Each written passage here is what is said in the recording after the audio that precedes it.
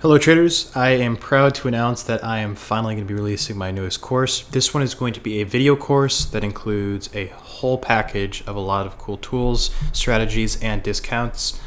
And this is probably the top strategy that I have ever used. So that's why I wanted to sell it in the course instead of just giving it out to the public for free.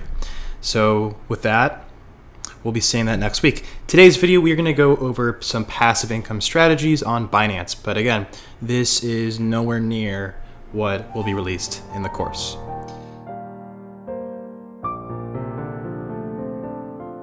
All right, traders, let's go into the 3 different ways you can make passive income on Binance. If you want to get here, what you do is you go to Binance.com, we go to the Earn section, and we can go to lending or staking. And there are 2 different ways we can use lending. So the 2 different ways are flexible versus fixed deposits. A flexible deposit is all that means is that you subscribe, meaning that you give that cryptocurrency, and as many days as you want, you accrue interest. This is a great way if you want to invest, but you may want to pull out of those coins, or you may want to transfer those coins or sell them or convert them in some way. Probably this has the worst payouts between the 3 strategies, but that is because it is flexible. It's easy to pull it out and then, go do what you want with it. So let's go take a look at what flexible deposits is and the assets that are available. So if we look at a coin such as BTC, that pays about 2% per year. That means that how much you make per day is not a lot, but it is, as you can see here, about that percent per day, which again is not a lot. You can see that. So I typed in percent times, let's say that we put $10,000 in Bitcoin just on Binance, we'd get paid per day about half a buck. Yeah.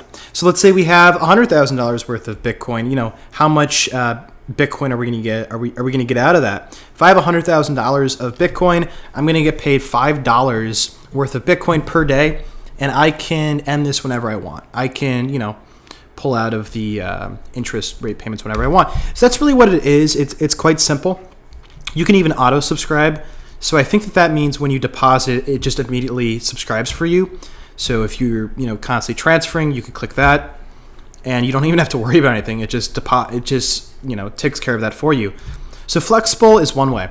Probably the greatest payout is fixed deposits. These are pretty competitive to get into. When I click display available only, you're going to be probably sad to see that there really aren't that many available because these are a little bit tougher. But if we look at what these pay very, very well. I mean, look at these interest rates versus that Bitcoin interest rate of 2%. This is 15.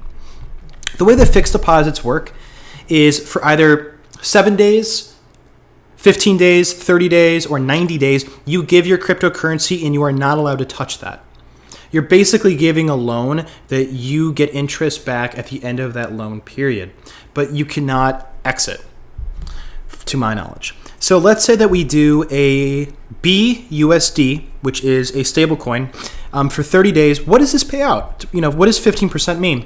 Well, 30 days is 1 month. So the calculation for this would be 15% divided by 12, because there are 12 months, and we know that this is 1 out of those 12 months. So 15% divided by 12 is that's actually a pretty good interest rate. That's 1.25% per month. So 1.25% times, let's say that I put away $10,000 in BUSD. How much money do I get at the end of the month? If I put in $10,000, I get $125 at the end of that month. If I put $100,000, I get $12.50. If I put in $1 million of stablecoin, I'd get paid $12.5K. So that's the way that one works. Now let's go look at the current available only.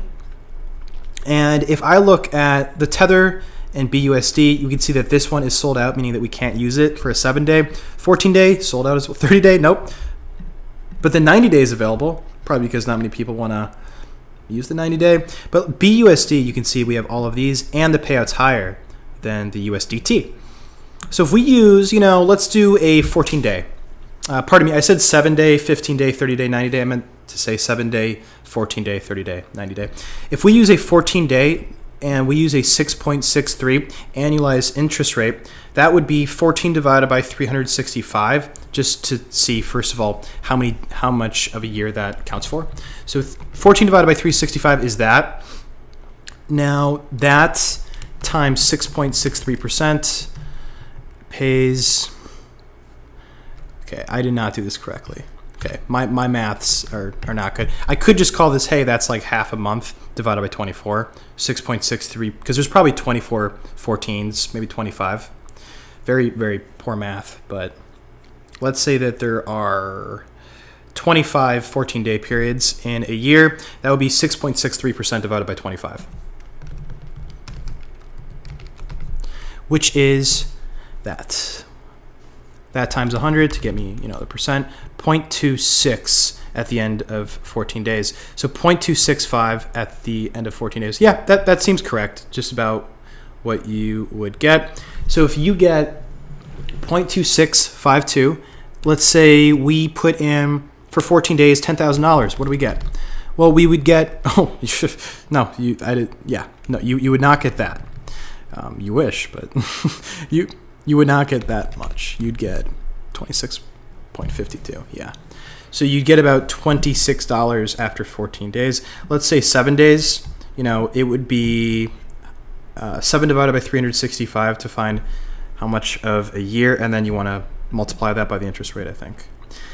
My math is not doing well. There's got to be just a far better way to calculate this, but the way that they do this is they make it seem more attractive, like, oh, hey, in 7 days I get paid 6% of my capital. No, that's how they entice you.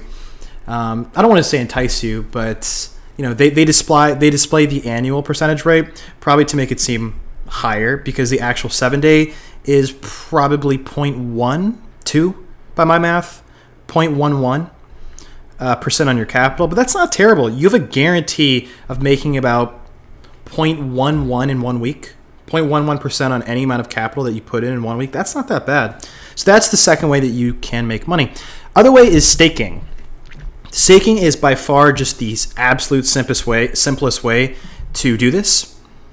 And with staking, what we're doing is we're just holding a cryptocurrency and we get paid it in the next month. That's really all that there is to it. So let's say that you hold algo. If you hold algo for a certain amount of period, the next month you will be paid 1 month's pay of the estimated annual yield, which here would be about 0.8% by my math, 0.7%. So we hold algo, and we're guaranteed to get about 0.7% on our capital at the end of the month.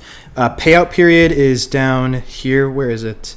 Oh, if I click on it, I think then it says the payouts in the bottom. Yep, here it is.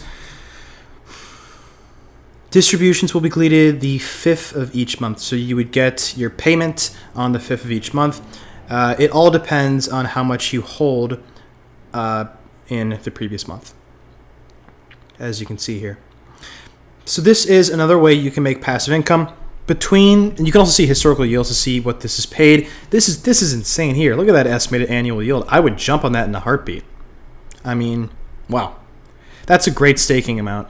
And if staking ever does get this high for some coins, that's a great time to actually just get in on it, because 28.33%, I know that was only for 1 month, but had you gone for that and done it, that would have paid about 2.5% during the month just for holding algo. That's pretty good. 2.5%, meaning that you put $10,000 and you're guaranteed to get about $250 at the end of the month.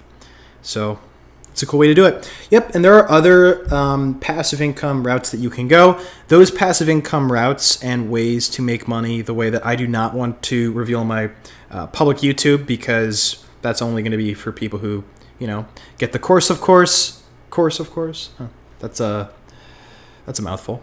That will be coming out either next Friday or on Tuesday, and I'm super pumped to be releasing that. So hopefully this little foray into the 3 kinds of routes of passive income on Binance was helpful, and I'll see you guys in the next one.